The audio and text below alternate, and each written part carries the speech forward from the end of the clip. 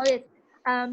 I was just going to comment, one of the things that my pediatrician suggested and that we've done, in addition to avoiding colds as much as we can and doing the vaccinations, um, is extended breastfeeding. So we tried as hard as we could to get the girls at least through around age 3 until they would naturally wean. And I don't know if it's been helpful because we restrict the kids a lot, like they don't go to daycare. But we've been really lucky with regard to not having very many cold viruses, or if we have it, the kids don't have it as much. Um, I don't know. Is that something that you typically would recommend for people? Particularly, yes, particularly in the first year of life, these children should be breastfed as long as possible. But the first year, 18 months, 24 months of life, that's critical because you are promoting immune cellular response, by breastfeeding them. So yes, I think that is very important that you can breastfeed. You should, if you don't have respiratory complications, you can do it directly. But if you do, you can pump the breast milk out of you and then provide them in however fashion that it's needed to your patient. So yes, I totally agree with that. Anything that will promote a good immune system, that's the way to go.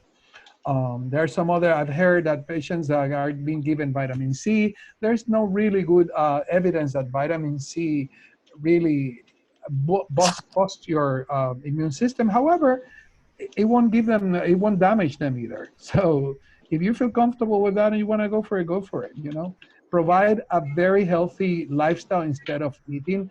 And you mentioned something that is very important. Don't put these children in daycare. They cannot be in daycare. They need to go to school when they are at kindergarten level or maybe 6 years old. Yeah, we No, skipped kindergarten so that we'll yes, still start yes, next year at 6, yes, yes. and then we The won't have longer, coming the home. later they go to school, the better is going to be their outcome. Así que en español, no pongan a niños en cuidos. Estos niños deben de estar en su casa. No ponerlos en cuidos, porque tenerlos en cuidos es compartir los gérmenes de 20 o 30 niños. Estos niños no deberían de ir a ninguna escuela hasta que no tengan por lo menos 6 o 7 años. Aunque entren tarde, ¿qué importa? Who cares if they do kinder at age 6 or 7? It's more important to keep them, with good health, particularly respiratory health.